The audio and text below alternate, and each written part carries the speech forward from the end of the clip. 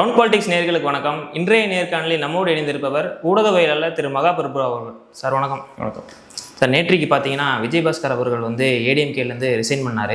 So அவர் வந்து டிவிகேல join பண்ணுவாரா இல்லை டிஎம்கே ஜாயின் பண்ணுவாரான்னு சொல்லிட்டு பேசப்பட்டிருந்த சூழ்நிலையில் வந்து நேற்றைக்கு உதயநிதி அவர்கள் என்ன சொல்கிறார் அப்படின்னா 4 பேர் உட்காரக்கூடிய சோஃபாவில் இன்றைக்கி 5 பேர் உட்கார போகிறாங்க அப்படின்ற மாதிரி சொல்கிறாரு. ஸோ இதிலிருந்து நம்ம என்ன புரிஞ்சுக்கலாம் அப்படின்னா அவர் கண்டிப்பாக டிவிகேல தான் போய் சேர போகிறார் அப்படிங்கிற மாதிரி நம்ம புரிஞ்சுக்கலாம். ஸோ இது நீங்கள் எப்படி பார்க்குறீங்க?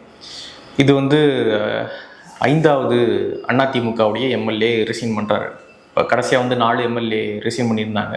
இப்பொழுது 5வதாக விஜயபாஸ்கர் அவர்கள் ரிசைன் பண்ணுறாரு. அடுத்ததாக சிவி சண்முகம் அவர்களும் ரிசைன் பண்ண இருக்காரு அப்படின்ற மாதிரியாக சொல்லப்படுது. கிட்டத்தட்ட ஒரு 10 தொகுதிகளுக்கு இடைத்தேர்தல் வரும் அப்படின்னும் சொல்லப்படுது. அது என்ன அப்படின்றத நம்ம வெயிட் பண்ணி பார்க்கலாம். அதன் பிறகு விஜயபாஸ்கர் அவர்கள் ஒரு அறிக்கையும் வெளியிட்டிருந்தார். ஒரு தனி மனிதருடைய பிடிவாதத்தால் அவருடைய பிடியில் அதிமுக சிக்கியிருக்கு, பெரிய ஒரு கனத்த இதயத்தோடு நான் வெளியேற்றேன், ஆனால் என்னுடைய பயணம் தொடரும் அப்படின்றத அவர் சொல்லியிருக்காரு. அப்பொழுது ஆப்வியஸ்லி அவர் வந்து அரசியல் வீட்டில் விலக போகிறது கிடையாது, டிவிகேவோடு இணைந்து செய்ய போகிறாங்க, அரசியல் செய்ய போகிறாங்க. ஆனால் எலெக்ஷனில் திரும்ப விராலிமலையில் நிற்பாரா, நின்னா திரும்ப ஒரு அமைச்சராவாரா? ஸோ அந்த மாதிரியான கேள்விகள்லாம் இருக்குது. அது என்ன நடக்குது அப்படின்றத வெயிட் பண்ணி பார்க்கலாம். ஆனால் டிவிக்கே தொடர்ச்சியாக இந்த அரசியலை வந்து பண்ணிக்கிட்டே இருக்காங்க. இப்போ அதிமுக கிட்ட இருந்து எம்எல்ஏக்களை எடுத்துக்கிட்டு இருக்காங்க. அடுத்ததாக மதிமுகவுடைய எம்எல்ஏக்கள் 2 பேரும் ரிசைன் பண்ண போகிறாங்க அப்படின்ற செய்தியும் வருது. நேற்று வந்து வைகோ அவர்கள் ஆதவ அர்ஜுனா அவர்களை மீட் பண்ணியிருந்தாரு. அப்பொழுதே வந்து சொல்லப்பட்டுச்சு, திமுகவுடைய கூட்டணியிலேருந்து வெளியேறி மதிமுகவுடைய எம்எல்ஏக்கள் ரிசைன் பண்ண போகிறாங்க. ரிசைன் பண்ணக்கூடிய ஒரு தொகுதியில் துரை வைகோ அவர்களோ அல்லது வைகோ அவர்களோ நின்று அமைச்சராவதற்கான வாய்ப்புகள்லாம் பேசப்பட்டுக்கிட்டு இருக்கு அப்படின்ற விஷயங்கள்லாம் சொல்லப்படுது. ஸோ இப்படியாக டிவிக்கே ஒரு அரசியலை வந்து பண்ணிக்கிட்டு இருக்காங்க. இது குதிரை பேரம்பா என்ன, இது சோஃபா அரசியலா உதயநிதி அவர்கள் சொல்கிறது போல் அப்படின்றதுலாம் தெரியல. ஆனால் மெஜாரிட்டி நமக்கு வேணும் அப்படின்றதுல டிவிக்கு அரசாங்கமும் விஜய் அவர்களும் ரொம்ப உறுதியோடு இருக்காங்க அப்படின்றது தெரியுது. மைனாரிட்டி கவர்மெண்ட்டாக 5 வருஷம் நம்மளால் ரன் பண்ண முடியுமா அப்படின்றது தெரியல. ஏன்னா ஒரு மாதத்துலேயே கடுமையான விமர்சனங்கள் வருது. ஆன்டி இன்கம்பன்சி கொஞ்சம் கொஞ்சமாக பில்ட் ஆக ஆரம்பிக்குது. அப்படி இருக்கும்பொழுது 5 வருஷம் பெரிய ஆன்டி இன்கம்பன்சி ஒரு 2.5 வருஷத்தில் ஒரு 3 வருஷத்தில் பெரிய ஆன்டி இன்கம்பன்சி பில்ட் ஆகும்பொழுது டிவிகேவோடு இருக்கக்கூடிய கூட்டணி கட்சிகள் அவங்களுக்கு எதிராக திரும்புவதற்கும் வாய்ப்புகள் இருக்குது. ஏன்னா மக்களுடைய கோபம் இருக்குது அப்படின்னு தெரியும் பொழுது கண்டிப்பாக நாங்கள் யோக்கியர்கள் தான் அப்படின்னு சொல்லிட்டு அவங்க கையை தூக்கிட்டு வெளியே வந்துற வாய்ப்புகள்லாம் இருக்குது. ஸோ அந்த காரணத்துக்காக இப்பொழுதே ரைட்டு ஒரு இடைத்தேர்தல் வருது திருச்சி கிழக்கில், அது கூட சேர்ந்து மெஜாரிட்டியும் ப்ரூவ் பண்ணுற அளவுக்கு நம்ம வந்து ஒரு வேலையை பண்ணிவிடுவோம் அப்படின்றதுல தான் டிவிகேவும் விஜய் அவர்களும் மும்முரமாக இருக்காங்க அப்படின்றது நமக்கு தெரியுது. தூய அரசியல் அப்படின்னு சொல்லிட்டு விஜய் அவர்கள் வந்தார். ஆனால் அவர் வந்ததுலேருந்து அதற்கு முன்பாக கூட வந்து அவர் இந்த தூய அரசியல் அப்படின்ற ஒரு விஷயத்தை அவர் பண்ணவே இல்லை.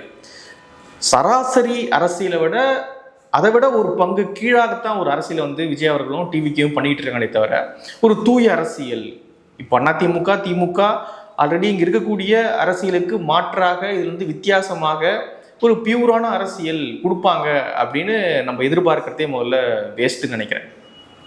ஒரு மோசமான அரசியலை தான் அவங்க வந்து பண்ணிக்கிட்டு இருக்காங்க. அதனுடைய வெளிப்பாடு தான் தொடர்ச்சியாக அதிமுகவுடைய எம்எல்ஏக்கள் ரிசைன் பண்ணிட்டு டிவிகேல இணைஞ்சிக்கிட்டு இருக்காங்க. உள்ள இருக்கக்கூடிய நிறைய ஆட்கள் இப்போ அதிமுகலேருந்து வெளியேறலை, ஆனால் உள்ளே இருந்துக்கிட்டு குடைச்சல் கொடுத்துக்கிட்டு இருக்காங்க. சிவி சண்முகம் அவர்கள் இன்னும் வெளியேறலை, ஆனால் உள்ளே உட்காந்துக்கிட்டு ப்ரெஸ் மீட் கொடுத்து ஏடிஎம்கேவையும் எடப்பாடி பழனிசாமி அவர்களையும் டேமேஜ் பண்ணிக்கிட்டு இருக்காரு. இப்படியாக அரசியலானது போயிட்டு இருக்கு. ஸோ என்ன இதில் இவங்க தூய அரசியல் அப்படின்றது நமக்கு புரியல. இல்லை, நீங்கள் பேசும்போது குறிப்பிட்டீங்க என்ன அப்படின்னா தனக்கு வந்து மெஜாரிட்டி இல்லாதங்கிறனால வந்து மாற்றுக் கட்சியிலேருந்து வந்து ரிசைன் பண்ணிட்டு ஒரு இடைத்தேர்தல் வச்சு நம்ம மெஜாரிட்டி ப்ரூவ் பண்ணிடலாம் அப்படிங்கிற ஒரு நோக்கத்தோடு இருக்கிறதா நீங்கள் சொன்னீங்க. ஆனால் எந்த விதத்தில் வந்து இந்த கூட்டணி கட்சிகள் வந்து தன்னோட இருக்க மாட்டாங்க அப்படின்ற மாதிரி விஜய் நினைக்கிறாருன்னு நினைக்கிறீங்க? ஏன்னா வந்து இப்போ காங்கிரஸ் வந்து இதுக்கப்புறம் டிஎம்கேல போய் சேர்றது வந்து கேள்விக்குறி தான். கம்யூனிஸ்ட்டோ அவங்களும் வந்து டிஎம்கே கூட்டணியில் இல்லைன்னு அப்படின்னு சொல்லிட்டாங்க. திருமாவளவன் அவர்கள் மட்டும்தான் வந்து நான் நினச்சா கூட டிஎம்கேல போய் சேர முடியும், இந்த கூட்டணியை விட்டு வெளியே வர முடியும், அவர் ஒருத்தர் மட்டும்தான் சொல்கிறார். ஏன்னா புதுச்சேரியில் வந்து காங்கிரஸ் தோத்ததுக்கு வந்து காரணமே வந்து டிஎம்கே கூட கூட்டணி வச்சதான் அப்படின்ற மாதிரி காங்கிரஸ் தரப்பு சொல்கிறாங்க. ஸோ இதெல்லாம் வச்சு பார்க்கும்போது அவங்களுக்கு கூட்டணி ஸ்ட்ராங்காக தானே இருக்குது. காங்கிரஸ் வெளியே வர வாய்ப்பு இல்லை. காங்கிரஸ் வந்து அவங்க கரைஞ்சிருக்காங்க. இப்போது டிவிகேவோடு ஃபஸ்ட்டு திமுகவோடு கரைஞ்சிருந்தாங்க, இப்போது டிவிகேவோடு கரைஞ்சிருக்காங்க. ஸோ அவங்க வெளியே வர வாய்ப்பு இல்லை. ஆனால் 2 கம்யூனிஸ்ட்டு விசிகா இப்படி இந்த கட்சிகள்லாம் வெளியே வரும்பொழுது கிட்டத்தட்ட ஒரு 6 சீட்டு வந்து காலியாயிரும். அப்பொழுது அந்த மெஜாரிட்டியில் கொஞ்சம் பிரச்சனை வர வாய்ப்பு இருக்குது. ஸோ எதுக்கு அந்த ரிஸ்க் நம்ம எடுக்கணும்? இடைத்தேர்தல் வருது, ப்ரூவ் பண்ணுற மாதிரி, மெஜாரிட்டி ப்ரூவ் பண்ணுற மாதிரி ஒரு வேலையை பார்த்து விட்டுருவோம். ஆனால் நின்று கண்டிப்பாக ஜெயிச்சிருவாங்க. ஆமாம், ஆளுங்கட்சி ஜெயிக்கிறது தானே இடைத்தேர்தல் வந்து ஆளுங்கட்சி ஜெயிக்கிறது ஒரு எழுதப்படாத விதியாக இருக்குது. ஸோ இப்பொழுது என்ன நம்ம நோட் பண்ண வேண்டியதுன்னா, கண்டிப்பாக டிவிக்கே தான் ஜெயிப்பாங்கன்னு நினைக்கிறேன். எத்தனை இடைத்தேர்தல் இப்போது நடக்கக்கூடிய இடைத்தேர்தல் எத்தனை வந்தாலும் டிவிக்கு தான் ஜெயிப்பாங்கன்னு நினைக்கிறேன். ஆனால் அவங்களுடைய மார்ஜின் எப்படி இருக்க போகுது அப்படின்றது தான் அவங்களுடைய அவங்க மீது மக்கள் எப்படி நம்பிக்கை வச்சுருக்காங்க அப்படின்றத பார்க்க வேண்டிய அவசியம் இருக்குது. மார்ஜின் ரொம்ப அதிகமாக இருக்கா, அல்லது பார்டரில் ஜெயிக்கிறாங்களா? ஸோ அப்படிலாம் வச்சு தான் இந்த ஒரு மாதத்தில் மக்கள் நம்பிக்கை இழந்திருக்காங்களா அல்லது நம்பிக்கை கூடியிருக்கா அப்படின்றத நம்ம பார்க்க முடியும். ஆனால் டிவிக்கே தான் ஜெயிப்பாங்க அப்படின்னு நினைக்கிறேன். ஏன்னா இப்போ இது வரைக்கும் இல்லாத அளவுக்கு வந்து ஒரே மாதத்தில் வந்து ரொம்ப எதிர்பார்ப்பு வந்து ரொம்ப மோசமாக குறைஞ்ச மாதிரியும், ஆன்டி இன்கம்பன்சி வந்து ரொம்ப அதிகமாக இருக்க மாதிரியும் நம்ம பார்த்துட்டு இருக்கோம். கடுமையான விமர்சனங்கள் வந்து விஜய் அவர்கள் மீது வைக்கப்படுது. இது போக குதிரை பேரம் அரசியல் இந்த மாதிரி நடத்துகிறாங்க. ஸோ அப்படி இருக்கும்போது அந்த தொகுதியில் நின்று ஜெயிச்சு இப்போது கட்சி மாதிரி ரிசைன்மெண்ட் வரவங்க எந்த அளவுக்கு ஜெயிக்கிறதுக்கான வாய்ப்பு இருக்காங்க? அது கஷ்டம் இல்லை, அவங்க தான் நிற்பாங்கன்னு தெரியாது. இல்லை, இப்போ ரிசைன் பண்ணியிருக்காங்க, திரும்ப அவங்க தான் போய் நிற்பாங்களா அல்லது டிவிகே சார்பாக யாருன்னா நிற்க வாய்ப்பு இருக்குதா? ஏன்னா இப்போ நின்று ஜெயிச்சு எம்எல்ஏவாக இருக்கிறவங்க அவங்க நிற்க மாட்டாங்கன்னு எப்படி சொல்ல முடியும்? அவங்க தான் கண்டிப்பாக நிற்க. ஆமாம், ரிசைன் பண்ணிட்டாங்க. அவங்களே போய் நின்னாங்கன்னா அது கொஞ்சம் நெகட்டிவாக மாறுவதற்கான வாய்ப்புகளும் இருக்குது. ஏன்னா ஒரு மாதத்துல ரிசைன் பண்ணிட்டு போகிற அளவுக்கு என்ன பிரச்சனை உங்களுக்கு? மக்கள் நம்பி ஓட்டு போட்டாங்க. ஒரு மாதத்தில் மக்கள் பணிகள் எதுவுமே பார்க்காம நீங்கள் மட்டும் உங்களுடைய சொந்த விருப்புக்காக ரிசைன் பண்ணிட்டு போகிறீங்க அப்படின்னா, ஸோ அது ஒரு கோவத்தையும் மக்கள்கிட்ட ஏற்படுத்த வாய்ப்பு இருக்குது. பெரும்பாலும் அவங்க தான் நிற்க வாய்ப்பு இருக்கும். சில இடங்களில் அவங்க நிற்காம வேறு ஆட்களை மாற்றி நிறுத்துவதற்கான வாய்ப்புகள் இருக்குது. அதுக்கு பதிலாக அவங்களுக்கு வேறு வாரியம் சம்திங் இல்லை நாங்கள் ஃபியூச்சரில் உங்களுக்கு பண்ணித்தரோம் அப்படின்ற மாதிரியான வாக்குறுதிகளும் கொடுக்க வாய்ப்பு இருக்குது. அப்புறம் நம்ம இன்னொன்று நோட் பண்ண வேண்டியது என்ன அப்படின்னு பார்த்தீங்கன்னா, திருமா அவர்கள் சொல்லியிருந்தாரு, உதயநிதி அவர்கள் ரொம்ப பக்குவமாக நடந்துக்கிட்டாரு. நான் வந்து அலைன்ஸ் வைக்கிறேன் அப்படின்னு சொல்லும்பொழுது நீங்கள் போங்கண்ணா, போயிட்டு வந்து டிவிகேவுக்கு ஆதரவு கொடுங்கண்ணா அப்படின்னு சொல்லிட்டு நைட்டு 2 மணிக்கு என்கிட்ட ரொம்ப பக்குவமாக பேசினாங்க உதயநிதி அவர்கள். திமுக ரொம்ப பெருந்தன்மையாக இந்த விஷயத்தில் நடந்துக்கிட்டாங்க அப்படின்னு சொல்லிட்டு புகழ் மாலையை வந்து சூட்டுறாரு திருமாவளவன் அவர்கள் டிஎம்கேவுக்கு. ஆனால் உதயநிதி அவர்கள் நேற்று ஒரு பதிவு போடுறாரு, 4 பேர் உட்காரக்கூடிய ஷோஃபா அப்படின்றது இப்போது 5 பேர் ஷோஃபாவாக மாறி இருக்கு. அதாவது பணம் கொடுத்து ஆட்களை இழுக்கிறாங்க. ஷோஃபா மாடல் அரசுன்னு அவங்க சொல்றதுக்கான அந்த பொருள் என்னன்னா, பணம் கொடுத்து ஆட்களை இழுத்துக்கிட்டு இருக்காங்க அப்படின்றதான் டிஎம்கேவுடைய குற்றச்சாட்டாக இருந்துகிட்டு இருக்கு. இந்த படத்தெல்லாம் கூட கோட் பண்ணி சட்டமன்றத்துக்குள்ளே பேசியிருந்தாங்க. இப்போ இந்த கூட்டணி பேச்சுவார்த்தைலாம் அந்த ஸ்டார்டிங் டைம்ல வந்து விஜய் அவர்கள் போகிற இடத்துக்கெல்லாம் ஷோஃபாவும் முன்னாடியே போயிடுது அப்படின்றதான் உதயநிதி அவர்கள் குற்றச்சாட்டாக வச்சார். சிவி சண்முகம் அவங்க டீமை வந்து மீட் பண்ண போகிறாரு, அதற்கு முன்பாக ஒரு ஷோஃபா வந்து உள்ளே போச்சு. அதே போல் வந்து திருமா அவர்கள் அந்த ப்ரெஸ் மீட் வைக்கிறாரு அப்படின்னு சொல்லும்பொழுது அப்போது ஒரு ஷோஃபா போச்சு அப்படின்னா இந்த மாதிரியான விஷயங்கள்லாம் வந்து சொல்லப்பட்டு அவர் சொன்னார், எங்கள் ஆஃபீஸுக்கு புதுசாக சோஃபா வாங்கியிருக்கோம், முன்னாடி அவர் வந்துட்டாங்க அப்படின்னு அந்த மாதிரி வந்து சொல்லியிருந்தாங்க. அப்பொழுது திருமாவர்களையும் சேர்த்து தான் உதயநிதி அவர்கள் கொச்சப்படுத்துறாரு. காசை வாங்கிட்டு தான் கூட்டணிக்கு போகிறாங்க, எம்எல்ஏ பதவியை ரிசைன் பண்ணுறாங்க அப்படின்றதெல்லாம் இந்த ஷோஃபா அப்படின்ற ஒரு விஷயத்தை எடுத்து டார்கெட் பண்ணுறாரு, அடிக்கிறார் அப்படின்னாலே அது திருமாவர்களையும் சேர்த்து தான். திருமாவர்களும் அதில் சம்மந்தப்பட்டிருக்காரு. ஏன்னா அப்பொழுது ஷோஃபா போகும்பொழுது அப்பொழுதும் விமர்சனம் வந்துச்சு. திருமாவர்கள் கிட்ட கேட்கப்பட்டுச்சு, நாங்கள் ஷோஃபா வந்துச்சு பணம் வந்துச்சுன்றாங்களே அப்படின்னும் பொழுது இல்லை நாங்கள் அப்போ தான் ஆர்டர் பண்ணியிருந்தோம், அது வந்துச்சு, அவங்களும் வந்தாங்க, இது எதர்ச்சியாக நடந்துச்சு அப்படின்றத சொன்னார். இந்த ஷோஃபா வச்சு உதயநிதி அவர்கள் பேசுகிறாரு அப்படின்னாலே அது திருமாவையும் டார்கெட் பண்ணுறது தான். திருமாவும் பணம் வாங்கிட்டு இப்படி பண்ணிட்டு இருக்காரு அப்படின்றதனுடைய பொருள் தான் அது. ஆனால் திருமா அவர்கள் என்ன பண்ணுறாரு அப்படின்னா, இல்லை உதயநிதி அவர்கள் ரொம்ப பெருந்தன்மையாக, டிஎம்கே ரொம்ப பெருந்தன்மையாக வந்து நடந்துக்கிறாங்க அப்படின்னு சொல்லிட்டு அவங்க டிஎம்கே வந்து திருமா அவர்களை டேமேஜ் பண்ணா கூட திருமா அவர்கள் டிஎம்கேவை டேமேஜ் பண்ணிடக்கூடாது, அவங்கள வந்து சீண்டிடக்கூடாது. நாளைக்கு போவதற்கான ஒரு வாய்ப்புகள் இருக்கும்பொழுது இப்பொழுது பெருசாக பகச்சிக்க வேணாம் அப்படின்ற அளவுக்கு வந்து திருமா அவர்கள் உதயநிதி அவர்களுக்கும் திமுகவுக்கும் புகழ் மாலை சூட்டுறாரு, பெருந்தன்மையாக இருக்காங்க. ஆனால் உதயநிதி அப்படி பண்ணல, ஷோஃபா மாடல் அப்படின்றாரு. ஷோஃபா வாங்கிட்டு சில விஷயங்கள் நடந்துகிட்டு இருக்கு அப்படின்றாரு.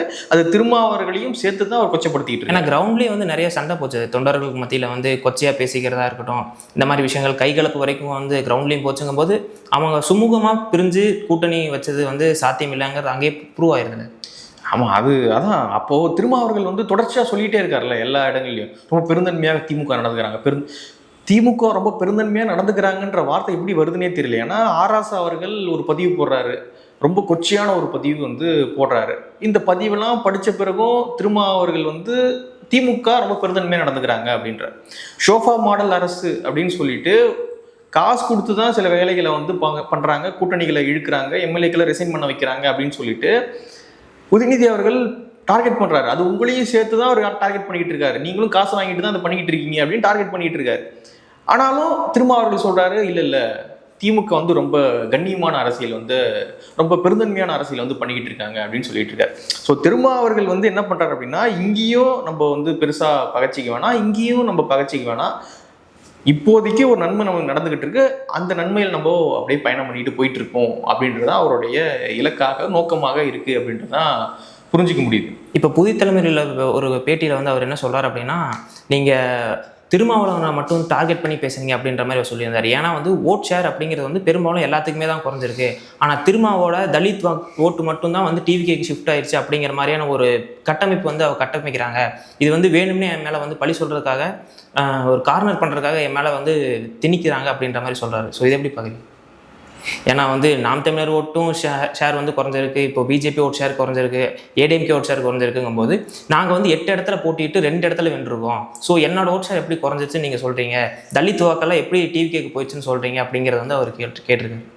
தலித் வாக்கெல்லாம் டிவிக்கு, எல்லா வாக்குகளும் தான் டிவிகேக்கு போயிருக்கு, அதில் தலித் வாக்குகளும் டிவிகேக்கு போயிருக்கு. போன வாக்குகளை தக்க வைக்கணும் அப்படின்ற முனைப்பிலையும் விஜய் அவர்கள் இருக்காரு அப்படின்றது தெரியுது. 8 மினிஸ்டராவில் 8 இடங்கள் கொடுக்குறாரு. அப்படி இருக்கும்பொழுது ரைட் வந்ததை நம்ம தக்க வச்சுக்குவோம் அப்படின்ற முனைப்பில் இருக்காரு. அந்த முனைப்பு விசிக ரசிக்க மாட்டாங்க, ஏன்னா அவங்களுடைய கோர் அப்படின்றதே தலித் ஓட்டுகள் தான். அப்படி இருக்கும்பொழுது அது ஷிஃப்ட் ஆகிறத அவங்க விரும்ப மாட்டாங்க. அது அது அது எப்படின்னா தடுக்கலாமா அப்படின்ற ஒரு இதுலேயும் அவங்க வந்து டிவிக்கோடு பெருசாக அவங்க ஜெல்லாகிறதுக்கான காரணமும் ஒன்றா நான் பார்க்குறேன். ரொம்ப போய் ஜெல் ஆகிட்டு ஓகே விஜய் தான்னா இன்னைக்கு யாருமே தமிழ்நாட்டில் பெரிய தலைவர் இல்லை அப்படின்ற ஒரு போய் சரண்டர் ஆகிட்டேன் அப்படின்னா ரைட்டு, தலித்து ஓட்டு அப்படியே அங்கே தங்கிரும், நம்மளுடைய அந்த கோர் ஓட்டே அங்கே தங்கிரும் அப்படின்ற ஒரு பார்வையும் திருமாவர்களுக்கு இருக்கும். அதனால் வந்து பெரிய அளவில் விஜய் அவர்கள் எமர்ஜ் ஆகாமல் இருக்கிறதும் திருமாவர்கள் விரும்புவார் அப்படின்னு நினைக்கிறேன். அதே போல் வந்து இன்னைக்கு அதிமுகவுடைய நிலை பார்க்கும்பொழுது தொடர்ச்சியாக ரிசைன் பண்ணிகிட்டு இருக்காங்க. முக்கியமான நிறைய பிரமுகர்கள் வெளியேறாங்க, முன்னாள் அமைச்சர்கள், முன்னாள் எம்எல்ஏக்கள், இந்நாள் எம்எல்ஏக்கள் அப்படின்னு நிறைய பேர் வந்து வெளியேறிட்டு இருக்காங்க. முக்கியமான பிரபலங்கள்லாம் வெளியேறிட்டு இருக்காங்க. இந்த சூழல் என்ன சொல்லப்படுது, எல்லாரும் என்ன சொல்கிறாங்க அப்படின்னா, ஒரு குடும்ப பிடியில் வந்து இன்னைக்கு அதிமுக சிக்கியிருக்கு.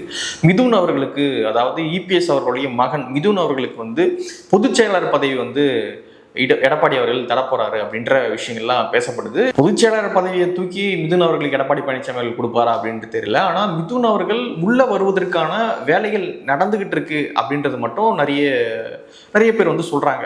முக்கியமான பத்திரிகைகளும் அதை வந்து சொல்றாங்க. மிதுன் அவர்கள் இபிஎஸ் அவர்களுடைய மகன் வந்து உள்ள வர போறாரு, முக்கியமான பொறுப்பு வந்து கைப்பற்றி அங்கே வந்து ஒர்க் பண்ண போறாரு அப்படின்றது வந்து வேலைகள் வந்து நடந்துகிட்டு இருக்கு அப்படின்றது தெரியுது. மிதுன் அவர்கள் உள்ள வராரு, ஒரு பொதுச் செயலாளருடைய மகன் வந்து உள்ள வராரு அப்படின்னும் பொழுது அதிமுகவுடைய அந்த முகமே வந்து மாறிடும். அதன் பிறகு அவங்க திமுக எப்படி விமர்சனம் பண்ணுவாங்க, மற்ற கட்சிகளை எப்படி விமர்சனம் பண்ணுவாங்க, இவங்களை எப்படி டிஃபெண்ட் பண்ணிப்பாங்க. ஏன்னா இவ்வளோ நாள் வந்து அவங்க திமுகவை என்ன சொல்லி எதிர்த்தாங்க, தீய சக்தி, குடும்ப அரசியல் இருக்கு, ஒரு குடும்பத்தினுடைய பிடியில வந்து தமிழ்நாடு சிக்குவதா, அப்படி இப்படின்னு சொல்லி தான் திமுகவை அவங்க எதிர்த்தாங்க. மிதுன் அவர்கள் உள்ள வந்துட்டார் அப்படின்னா என்னத்தை அவங்க விமர்சனம் பண்ணுவாங்க, என்ன அரசியல் இருக்கு அவங்க கிட்ட அதுக்கப்புறம் அவங்க பண்ணுவதற்கு அப்படின்ற ஒரு கேள்வி இருக்கு. தெரியல. இப்போ வந்து இபிஎஸ் அவர்களே வந்து நீங்கள் உங்களோட செயல்பாடு சரியில்லை, நீங்கள் பதவி விலகணும்னு சொல்லிட்டு இருக்கக்கூடிய அதிமுக எம்எல்ஏக்கள் வந்து எப்படி இவரை வந்து ஏற்றுட்டு அவங்களோட பணிபுரிவார்னு ஒரு கேள்வி இருக்குல்ல, அதை அந்த அளவுக்கு கொண்டு வருவார் எடப்பாடி அவர்? அதான் முக்கியமான பொறுப்புகளில் கொண்டு வர மாட்டாங்க. ஒரு ஐடிலேயோ அல்லது வேறு சின்ன சின்ன பொறுப்புகளில் கொண்டு வந்து அதன் பிறகு படிப்படியாக நகர்த்தி கொண்டு வருவதற்கான என்ன அங்கே இருக்கவங்க என்ன அப்போ பெருசாக எதிர்த்து என்ன பண்ண போகிறாங்க, ஒன்றும் பண்ண போகிறது கிடையாது. அவங்களுக்கு ஆப்ஷனும் கம்மியாக தான் இருக்குது. அப்படி இருக்கும்பொழுது ரைட்டு, நம்மளுடைய இடம் பாதிக்காமல் இருக்கா, யாருனாவது கொண்டு வராங்க, யாரையாவது கொண்டு போகிறாங்க, நம்மளுடைய இடம் பாதிக்காமல் இருக்கா அப்படின்றது தான் உள்ள இருக்கவங்க பார்ப்பாங்க. ஆனால் அதிமுகவுடைய அதுக்கப்புறம் அதிமுக பெருசாக ஒரு அரசியல்லாம் பண்ண முடியாது அப்படின்னு நினைக்கிறேன். இந்த இடைத்தேர்தல், உள்ளாட்சி இதெல்லாம் பொறுத்து ஃப்யூச்சரில் திமுக அதிமுக சேர்றது தான் ஒரு ஒரு பாயிண்ட்டாக வந்து நிற்கும் அப்படின்னு நினைக்கிறேன். திமுக அதிமுக இணைவு அந்த அந்த எப்படி ப்ரீவியஸாக வந்து காங்கிரஸும் திமுகவும் அவ்வளோ எதிர்த்து அரசியல் பண்ண ரெண்டு கட்சி, காங்கிரஸும் திமுகவும் அதிமுக வருகைக்கு பிறகாக கூட்டணி வச்சாங்களோ அதே போல் ஒரு நிலை தான் இன்றைக்கி மாறிக்கிட்டு இருக்கு அப்படின்னு நினைக்கிறேன். அதற்கான சூழல் தான் உருவாகிட்டு இருக்குன்னு நினைக்கிறேன். ஃப்யூச்சர் இந்த இடைத்தேர்தல், உள்ளாட்சி, நாடாளுமன்ற தேர்தல், ஸோ இதெல்லாம் ஓரளவுக்கு பார்ப்பாங்கன்னு நினைக்கிறேன். இந்த இடைத்தேர்தல் வந்து யார் யாருக்கும் போட்டியாக இருக்கணும்னு பார்க்குறீங்க? ஏன்னா வந்து நிறைய பேர் என்ன சொல்கிறாங்கன்னா, ஏடிஎம்கே வந்து ரொம்ப ஸ்ட்ராங்காக இருக்கக்கூடிய ஏரியா வந்து அவங்க நிற்கும் போது ஏடிஎம்கே தான் அங்கே ஜெயிக்கிறதுக்கு வாய்ப்பு இருக்குது அப்படின்ற மாதிரி சொல்கிறாங்க. ஒரு சில இடங்கள் மட்டும்தான் டிவிக்கே ஜெயிக்கிற வாய்ப்பு இருக்கிறதாகவும், மீதி இப்போ ரிசைன் பண்ணிட்டு போன 4-5 பேர் இடத்துல வந்து ஏடிஎம்கே தான் ஜெயிக்கும் அப்படின்ற மாதிரி சொல்கிறாங்க சில ஊடகவியலாளர். ஏடிஎம்கேவா? ஏடிஎம்கேலாம் ஜெயிக்க எப்படி வாய்ப்பு? ஏடிஎம்கேலாம் ஜெயிக்க வாய்ப்பு இல்லை. ஏன்னா டிவிக்கே ஜெயிக்குமா ஜெயிக்காதா அப்படின்னே தெரியல. 26 எலெக்ஷன், அந்த பொது எலெக்ஷனில் வந்து ஜெயிக்குமா ஜெயிக்காதா அப்படின்னே தெரியல. அப்பொழுதே வந்து அதிமுகவுக்கு மக்கள் ஓட்டு போடலை. ஆனால் ஓட் ஷேர் இன்க்ரீஸ் ஆகிருக்கிறதா சொல்கிறாங்க. ஏங்க 1% நீங்கள் ஆட்சியை பிடிச்சிருக்க வேண்டிய ஆள், நீங்கள் ஆட்சியை பிடிச்சிருக்க வேண்டிய ஆள் என்ன பண்ணுறீங்க அப்படின்னா 1% இன்க்ரீஸ் ஆகிடுச்சா சூப்பர் அப்படின்றீங்க. நீங்கள் ஆட்சியை பிடிச்சிருக்கணும். 2 தடவை ஆட்சி இழந்திருக்கீங்க. எதிர்கட்சியாக கூட இன்றைக்கி உங்களால் வர முடியல. உங்கள் இருக்கக்கூடிய ஆட்கள்லாம் வெளியே போயிட்டு இருக்காங்க. 5 எம்எல்ஏக்கள் ரிசைன் பண்ணியிருக்காங்க இது வரைக்கும். அப்படி இருக்கும்பொழுது நாங்கள் 1% இன்க்ரீஸ் ஆகிருக்கோம் அப்படின்றதுல என்ன பயன் இருக்குது? விஜய் ஜெயிப்பாரா ஜெயிக்க மாட்டாரா அப்படின்னு தெரியல அந்த எலெக்ஷனில். ஆனால் அந்த எலெக்ஷன்லேயே மக்கள் உங்களுக்கு ஓட்டு போடல. விஜய் மீது நம்பிக்கை இருக்கா இல்லைன்றதே தெரியல. ஆனால் நீங்கள் நல்லா ஒர்க் பண்ணீங்க, அப்பொழுதே உங்களுக்கு மக்கள் ஓட்டு போடல.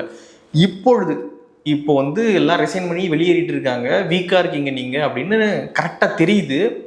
இந்த டைமில் வந்து மக்கள் உங்கள் மீது நம்பிக்கை வச்சு நீங்கள் என்ன பண்ணுவீங்கன்னு மக்கள் ஓட்டு போடுவாங்க. உங்களுக்கு என்ன அரசியல் இருக்குது, என்னன்னு சொல்லி மக்கள்கிட்ட ஓட்டு வாங்குவீங்க, என்ன நம்பிக்கையில் உங்களுக்கு ஓட்டு போடுவாங்க.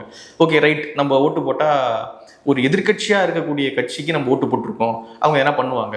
ஆளுங்கட்சிக்கு ஓட்டு போட்டிருக்கோம், அவங்க என்ன பண்ணுவாங்க. நீங்கள் உங்களுக்கு எதுக்கு மக்கள் உங்களுக்கு ஓட்டு போடணும்? அதை தாண்டி என்ன அரசியல் இருக்குது உங்களுக்கு? என்னென்ன அரசியல் பண்ண போகிறீங்க? அதனால் வந்து ஏடிஎம்கே ஜெயிப்பதற்கான வாய்ப்புகள்லாம் துளி கூட கிடையாது. திமுக வர்சஸ் டிவிகே தான் இடைத்தேர்தலானது இருக்க போகுது. ஸோ என்ன பண்ணுறாங்க, அதற்குள்ளே ஏதாவது உள்ளடி வேலைகள் நடக்குதா அப்படின்றத நம்ம அது நெருக்கத்தில் தான் பார்க்க முடியும். இப்போ ஸ்டாலின் அவர்களும் என்ன சொல்கிறார் அப்படின்னா, இந்த ஆட்சி வந்து தொடர்ச்சியாக நிற்காது, 6 மாதத்துக்குள்ள கவுந்துடும் அப்படின்ற மாதிரி சொல்கிறாங்க. ஆதவர்ஜன் அவர்களும் தொடர்ச்சி இதே தான் சொல்லிட்டு வந்துருக்காரு. இந்த ஆட்சியை வந்து கவுலுக்கு வந்து திட்டம் போய்கிட்டு இருக்கு அப்படின்ற மாதிரி சொல்கிறாங்க. ஸோ இப்போது ஏடிஎம்கேல இருந்தக்கூடிய மேக்ஸிமம் எம்எல்ஏஸ் வந்து டிவிகே பக்கம் போகிறாங்க. அவங்க இடைத்தேர்தல் வந்து அவங்க தான் ஜெயிக்கிறதுக்கு வாய்ப்பு இருக்கும் பட்சத்தில்.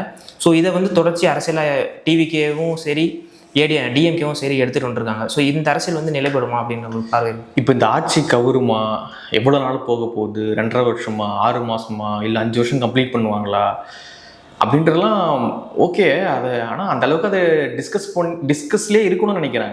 எங்களுக்கு ஒரு பெரிய த்ரெட் இருக்குது, எங்களுக்கு ஒரு பெரிய பிரச்சனை இருக்குது, நீங்கள் என் கூட நின்றுக்கிட்டே இருக்குங்க அப்படின்னு மக்களை கூப்பிட்டுக்கிட்டே இருக்காங்க டிவிக்கு.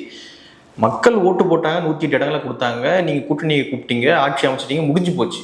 இனிமே அதை தக்க வச்சுக்கிறது, பாதுகாத்ததுலாம் உங்கள் பிரச்சனை. திரும்ப வந்து எங்களை ஆட்சியை கவிழ்க்க பார்க்குறாங்க அப்படின்ற ஒரு சிம்பத்தி கிரியேட் பண்ணி ஆக்சுவலாக இருக்கக்கூடிய கிரவுண்ட் இஷ்யூஸை நீங்கள் மறைக்காதீங்க. கிரவுண்டில் நிறைய பிரச்சனை இருக்குது, அதை பற்றி பேசுறதை விட்டு எனக்கு பிரச்சனை எல்லாம் வந்து ஏன் மேலே படுத்துக்கோ. ஸோ இந்த கதை கிடையாது, அந்த மாதிரி கிடையாது. முடிஞ்சு போச்சு எல்லாம். நீ ஆட்சி பண்ணிக்கிட்டு இருக்க, இன்றைக்கி ஆட்சி பண்ணிக்கிட்டு இருக்கும்பொழுது அதெல்லாம் உன் பிரச்சனை, நீ தான் பார்த்துக்கணும். உங்கள் எம்எல்ஏ அங்கே போகாமல் இருக்கிறது, அவன் ரிசைன் பண்ணாமல் இருக்கிறதுலாம் உன் பிரச்சனை, நீ தான் அதை பார்த்துக்கணும். அதை விட்டுட்டு கிரவுண்ட் இஷ்யூஸை மறைக்க இல்லை எனக்கு பிரச்சனை அப்படின்னு நீங்கள் சிம்பத்தியை வந்து டிவிக்கே கிரியேட் பண்ணுறது ரொம்ப அபத்தமாக, அது ரொம்ப அசிங்கமாக இருக்குது அப்படின்னு பார்க்குறேன். இங்கே கிரவுண்டில் நிறைய பிரச்சனை இருக்குது. நேற்று வந்து வெள்ளை அறிக்கையை வெளியிட்டுறாங்க தமிழ்நாடு அரசு. தமிழ்நாட்டில் அப்படியே ஒன்றுமே இல்லை, வாரி சுருட்டி அப்படியே க்ளீன் பண்ணி வச்சுட்டு போயிருக்காங்க திமுக அப்படின்றதான் டிவிகேனுடைய இந்த வெள்ளரிக்கையை பார்க்கும்பொழுது நமக்கு தெரியுது.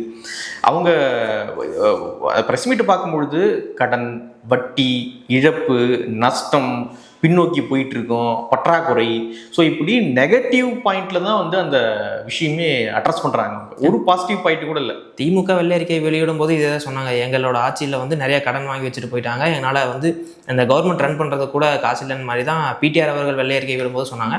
ஸோ அதே தான் வந்து இன்னைக்கு வில்சன் அவர்களும் பண்ணியிருக்காரு. அவங்கள விட இவங்க இன்னும் ஒரு ஒரு ஒரு எப்படி சொல்கிறதுனா, அவங்கள விட இன்னும் இவங்க நல்லாவே சொல்கிறாங்க, ஒரு மகிழ்ச்சியோடு சொல்கிறாங்க. ஏன்னா இவங்களுக்கு அந்த பேக்கேஜ் இல்லை, இவங்க ஆட்சிலாம் பண்ணல, இவ்வளோ வருஷம் ஆட்சி பண்ணல. அதனால் வந்து இவங்க என்ன நெகட்டிவாக சொன்னாலும் அது ப்ரீவியஸாக இருந்த அதிமுக திமுக கவர்மெண்ட் மேலே தான் போய் உழப்புது. அதனால் இவங்களுக்கு எந்த அந்த எங்கள் மீது எதுவும் கிடையாது அப்படின்ற இதில் வந்து அவங்க ரொம்ப மகிழ்ச்சியாகவே ஆமாம் இழப்பு நஷ்டம் கடன் செலவு வட்டி கட்டுறோம் அப்படின்னு சொல்லி ஃபுல்லாக நெகட்டிவ் பாயிண்ட்லேயே சொல்லியிருக்காங்க. ரைட், ஓகே, எல்லாம் நெகட்டிவாக இருந்துருது. இது எல்லாமே உங்களுக்கு முன்னாடியே தெரியும். இவ்வளோ பிரச்சனைகள் இருக்குது அப்படின்றது தமிழ்நாட்டில் குழந்தைக்கு கூட தெரியும். 10 லட்சம் கோடி அப்படின்னு தமிழ்நாடு அரசு ப்ரீவியஸாக திமுக அரசு வந்து அவங்க கடைசி பட்ஜெட்டில் சொல்லிட்டாங்க. 10 லட்சம் கோடி தமிழ்நாட்டில் கடன் இருக்குது. ரொம்ப மோசமான நிலையில் இன்னைக்கு நிதி நிலையானது போயிட்டு இருக்கு. பற்றாக்குறை வருவாய் பற்றாக்குறையானது அதிகரிச்சிருக்கு அப்படின்னு நிறைய விஷயங்கள் அவங்க ப்ரீவியஸாக இருக்கக்கூடிய கவர்மெண்ட்டே அவங்க கடைசி பட்ஜெட்டில் சொல்லிட்டு தான் போயிருக்காங்க. அதன் பிறகு தான் நீங்கள் வாக்குறுதிகள் கொடுக்குறீங்க. என்ன மாதிரியான வாக்குறுதிகள்? தமிழ்நாட்டை பொருளாதார ரீதியாக உயர்த்தக்கூடிய வாக்குறுதிகள் நீங்கள் கொடுத்தீங்களா? 2000 அவங்க வந்து 1000மா, அதிமுக 2000மா, அப்போ நம்ம 2500 அப்படின்னு 2500 நீங்கள் ஆண்டுக்கு 6 சிலிண்டர், நீங்கள் தாய்மாமன் சீரு, அந்த மோதிரம், அது இதுன்னு பெண்கள் வந்து இன்னைக்கு நகர பேருந்தில் மட்டும்தான் ஃப்ரீயாக போயிட்டு இருக்காங்க. இல்லை, தமிழ்நாடு முழுக்க எல்லா பேருந்துலையும் வந்து பெண்கள் இலவச பயணம் அப்படின்னு என்னென்னலாம் ஓட்டு வாங்க வாக்குறுதிகள் கொடுக்க முடியுமோ அவ்வளோ வாக்குறுதிகளை வந்து நீங்கள் அள்ளி வீசி வச்சிருக்கீங்க. நேற்று வந்து பயிர்க்கடன் 75,000 வந்து தள்ளுபடி பண்ணியிருக்காங்க. எங்கேருந்து இதெல்லாம்? எங்கே என்ன ஏது? தமிழ்நாடு அரசு ஓப்பனாக சொல்கிறாங்க, தமிழ்நாடு அரசுக்கு வரக்கூடிய ரெவன்யூ குறைஞ்சிருக்கு, ரெவன்யூ வரல, நம்ம கடன் வாங்கி கடனை கட்டி வட்டியை கட்டி இப்படி போயிட்டு இருக்கோம் நம்ம அப்படின்னு வந்து நேற்று நிதிநிலை அந்த ஒயிட் பேப்பரில் வந்து சொல்லியிருக்காங்க. ஒவ்வொரு தனிநபருடைய தலையிலையும் 1.28 லட்சம் கடன் இருக்குன்றாங்க. ஒவ்வொரு தனிநபருடைய தலையிலையும். ஒரு குழந்தை பிறக்கவே இல்லை, அந்த குழந்தை இன்னைக்கு பிறந்திருக்கு அப்படின்னா அந்த குழந்தை இந்த பொருளாதாரத்துக்கு 1 ரூபா கூட கான்ட்ரிபியூட் பண்ணியிருக்காது. ஆனால் அந்த குழந்தையினுடைய தலையிலையும் 1.28 லட்சம் கடன் இருக்கு அப்படின்றத சொல்லியிருக்காங்க. ஓவராலாக பொதுத்துறை நிறுவனத்தினுடைய கடன் எல்லாம் சேர்த்து பார்க்கும்பொழுது 13 கோடி தமிழ்நாட்டினுடைய கடன்.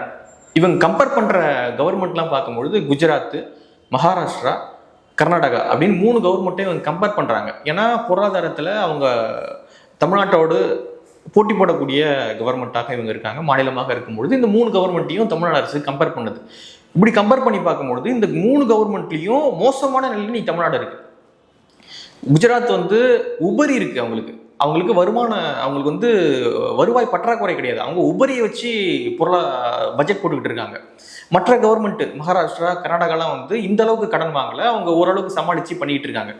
நம்ம ஜிஎஸ்டிபியில் 28% வந்து கடன் வாங்கிட்டு இருக்கோம் அப்படின்னு சொல்லி நேற்று சொல்றாங்க. கிட்டத்தட்ட உச்சவரம்பு வந்து எட்டி இருக்கும். இல்லை, இங்கே ஒரு கேள்வி வருது என்னன்னா, திமுக ஆட்சியில் இருக்க வரைக்கும் அவங்க என்ன சொன்னாங்கன்னா, எங்களோட ஜிடிபி growth வந்து ரொம்ப செம்மையாக இருக்குது, 2% வந்து எட்டியிருக்கோம், எல்லாத்துக்கும் தனிநபர் வருமானம் வந்தால் இன்க்ரீஸ் ஆயிருக்கு, நிதிநிலை வந்து சூப்பராக போய்கிட்டு இருக்கு, நாங்கள் 1 ட்ரில்லியன் எக்கானமி அப்படின்ற மாதிரி சொல்லி தான் அவங்க வந்தாங்களே ஆட்சிக்கு. ஸோ இப்படி growth-ஆக இருக்கும்போது இவங்களோட வெள்ளை அறிக்கை அப்படி ஆப்போசிட்டாக இருக்குது. ஒன்றுமே இல்லை, எல்லாமே கடனை, இங்கே வட்டி கட்ட கூட கடன் வாங்கி தான் வட்டி கட்டுற சூழ்நிலை இருக்குது அப்படின்ற மாதிரி சொல்கிறாங்க. இது இல்லை, 11% growth, அதெல்லாம் டபுள் டிஜிட் growth, அதெல்லாம் டிஎம்கே சொன்ன கவர்மெண்ட் தான். நிதிநிலையும் மோசமாக இருக்குன்னு அவங்க தான் சொன்னாங்க. கடைசி பட்ஜெட்டில் அவங்க தான் வந்து 10 லட்சம் கோடி இருக்குது, ஒவ்வொரு தலையிலையும் இவ்வளோ தூரம் கடன் இருக்குது, சமாளிக்கவே முடியல, இவ்வளோ தூரம் செலவாகிட்டு இருக்கு, நம்ம வட்டி கட்டுவதுக்கே அதிகமாக செலவு பண்ணிட்டு இருக்கோம் அப்படின்னு வந்து அதே கவர்மெண்ட் தான் போன தடவையும் சொல்லிட்டு போனாங்க. இது மறைக்கிறது ஒன்றும் கிடையாது. அவங்க தெளிவாக சொல்கிறாங்க. இது எங்கேருந்து நம்ம சொல்கிறோம் அப்படின்னா, மத்திய அரசின் பட்ஜெட் ஆவணங்கள், ரிசர்வ் வங்கி, மத்திய தணிக்கை அறிக்கை அவற்றிலிருந்து எடுக்கப்பட்ட விவரங்கள் அடிப்படையில் இது சொல்லப்படுது. இது யாரும் மறுப்பதற்கான வாய்ப்புகள் கிடையாது அப்படின்னு சொல்லி தான் இந்த ஒயிட் பேப்பரே அவங்க ரிலீஸ் பண்ணுறாங்க. எல்லாமே கவர்மெண்ட் டாக்குமெண்ட்ஸ் தான், அதில் இருக்கிறத நாங்கள் கொண்டு வந்து நாங்கள் உங்ககிட்ட முன்னாடி வைக்கிறோம் அப்படின்னு சொல்லிட்டு தான் நிதியமைச்சர் மரியா வில்சன் அவர்கள் சொல்கிறாரு. இதில் முக்கியமாக கவனிக்கக்கூடிய விஷயங்கள் பாருங்க, எதனால வந்து கவர்மெண்ட்டுக்கு இவ்வளோ செலவு ஏற்படுது அப்படின்னு சொல்லும்பொழுது சொல்றாங்க தேவையற்ற செலவுகள் அப்படின்றாங்க. அங்கதான் என்ன தேவையற்ற செலவுனா என்ன? இந்த 2500 ரூபா, 1000 ரூபாய் மகளிர் உரிமை தொகை, பேருந்து ஃப்ரீ பஸ், இந்த மாமன் சீரு, மச்சான் சீரு, தாய் மாமன் சீரு, இது டிவிகே கவர்மெண்ட்ல இல்ல அவங்களும் சொல்லியிருக்காங்கல்ல. இப்போ உங்களுடைய கவர்மெண்ட்டே தேவையற்ற செலவு தானே. நீங்க 1 பவுன் மோதிரம் தருவேன், அது தருவேன், 6 சிலிண்டரு, இதெல்லாம் தேவையற்ற செலவு தானே. இதைத்தான் நீங்களும் அவங்க பண்ணி வச்சிருக்காங்கன்னு சொன்னதுதான் இன்னைக்கு நீங்களும் பண்ண போறீங்க. 2,500 எங்கேருந்து தருவீங்க? 1000 ரூபாயை தர முடியல உங்களால். கடனை நிதி செயலாளர் சொல்கிறாரு, கடனை வாங்கி நாங்கள் பண்ணிக்கிட்டு இருக்கோம், எங்களால் ஒன்றும் பண்ண முடியல. நேற்று ப்ரெஸ் மீட்டில் ஓப்பனாக சொல்கிறார், கடனை வாங்கி கடனை கட்டிக்கிட்டு இருக்கோம், வட்டி கட்டிக்கிட்டு இருக்கோம், வருமானமே குறைஞ்சி போச்சு தமிழ்நாட்டுக்கு, ஊழல்னால தேவையற்ற செலவுகளால் போதிய அளவில் தமிழ்நாட்டுக்கு வருமானமே வர்றதில்லை, வந்த வருமானத்தில் இன்னைக்கு குறைஞ்சி நிற்குது அப்படின்னு சொல்லிட்டு பற்றாக்குறையானது இன்னைக்கு இருக்குது அப்படின்றத நிதி செயலாளர் வந்து நேற்று சொல்கிறாரு. மரியவில்சன் அவர்களும் அதுதான் சொல்கிறாரு. பாருங்கள், மூலதன கேபிட்டல் எக்ஸ்பெண்டிச்சர் இருக்குல்ல, ஸோ அது குறைஞ்சிருக்குன்றாங்க. மூலதன செலவு குறைஞ்சிருக்கு. ஒரு ஒரு ஒரு அரசாங்கம் எவ்வளவு அவங்க வந்து முதலீடு பண்ணுறாங்களோ அந்த அளவுக்கு ஃப்யூச்சரில் அந்த மாநிலம் வந்து ஒரு நல்ல இடத்துக்கு போய் நிற்கும். இங்கே பாருங்கள், நேற்று வந்து ப்ரெஸ் மீட்டில் சொல்கிறாங்க, கேபிட்டல் எக்ஸ்பெண்டிச்சர் வந்து குறைஞ்சிருக்கு, மூலதனம் செய்ய முடியல எங்களால். மூலதனமே ஒரு இதுக்கு ஒரு பாலம் கட்டுறதுக்கு, ஒரு சாலை போடுறதுக்கு, ஒரு புது அலுவலகம் கட்டுறதுக்கு, இப்படியான ஒரு அணை கட்டுறதுக்கு, இதுக்காக எங்களால் செலவு பண்ணவே முடியல, ஏன்னா காசு இல்லை என்கிட்ட. ஏன்னா மூலதனத்துக்கு செலவு பண்ணக்கூடிய அந்த விஷயங்கள் செலவு காசு வந்து குறைஞ்சிருக்கு அப்படின்றத சொல்கிறாரு. எதுக்கு அதிகரிச்சிருக்கு?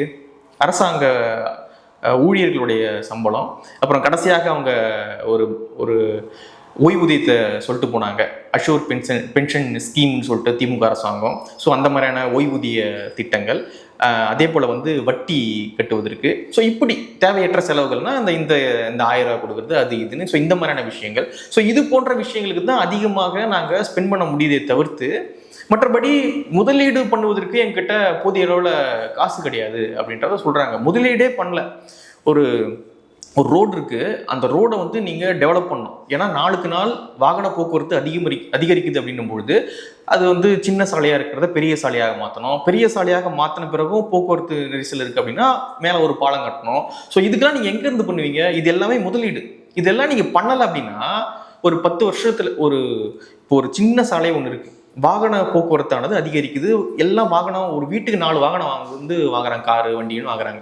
ஒரு 20 வருஷம் கழிச்சும் அதே சாலை அதே அளவில் அப்படியே இருக்குது அப்படின்னா அந்த ஊரினுடைய இன்ஃப்ரா எப்படி டெவலப் ஆகும்? ஸோ நீங்கள் முதலீடு பண்ண வேண்டிய அவசியமானதுக்கான முதலீடு பண்ண காசு இல்லைன்றாங்க. ஸோ இப்படியானது போயிட்டு இருக்கு. நேற்று 75,000 ரூபா பயிர்க்கடன் தள்ளுபடி பண்ணியிருக்காங்க தமிழ்நாடு அரசு. பயிர்க்கடன் தள்ளுபடி பண்ணுறீங்க, ஆனால் விவசாயிகளுடைய வாழ்க்கை தரம் உயர்ந்துருச்சா?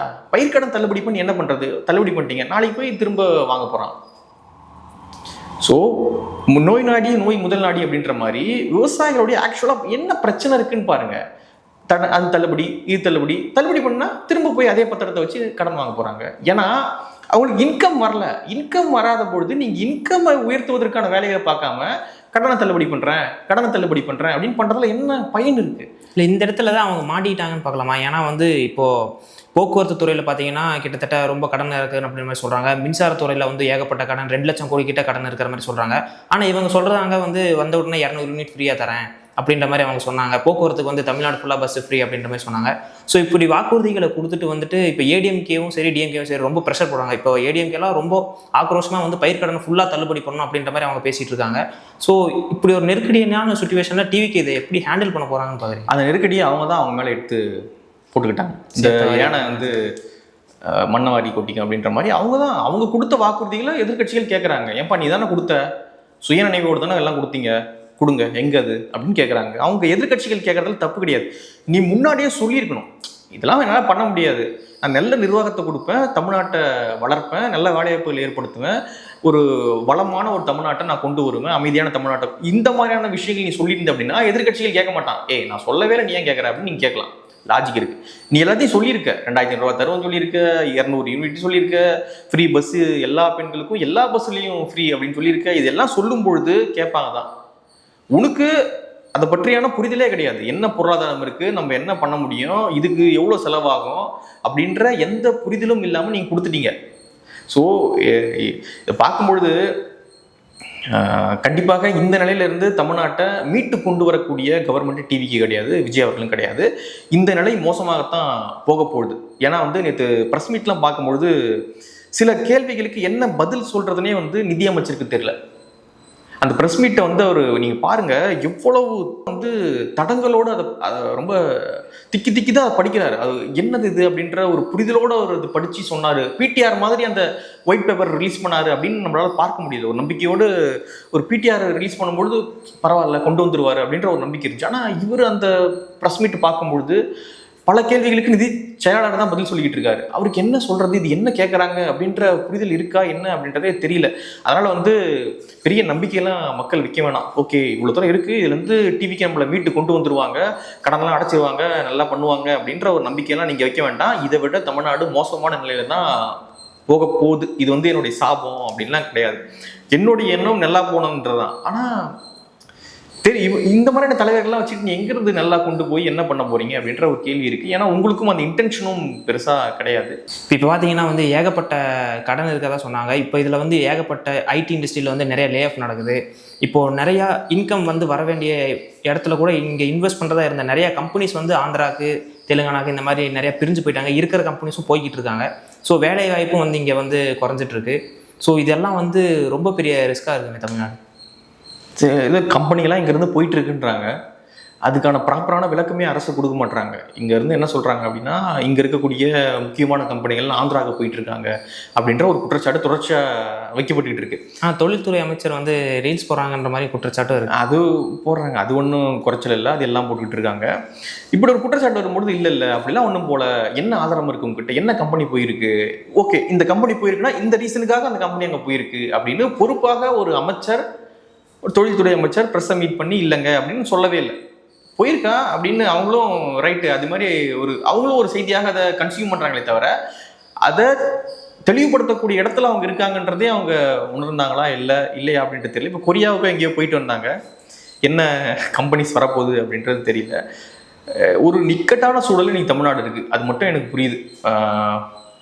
குஜராத்தால் உபரி பட்ஜெட்டை போடும்பொழுது நம்ம கடனை வாங்கி கடனை கட்டிக்கிட்டு இருக்கோம் அப்படின்ற ஒரு சூழல் இருக்குல்ல. எங்கே இருந்து குஜராத் ஒரு காலத்தில் எங்கே இருந்தது, தமிழ்நாடு ஒரு காலத்தில் எங்கே இருந்தது, ஸோ இன்னைக்கு என்ன நடந்துக்கிட்டு இருக்கு, எங்கே இருக்குது தமிழ்நாடு, எங்கே இருக்குது குஜராத் அப்படின்ற ஒரு கம்பேரிசன் இருக்குல்ல.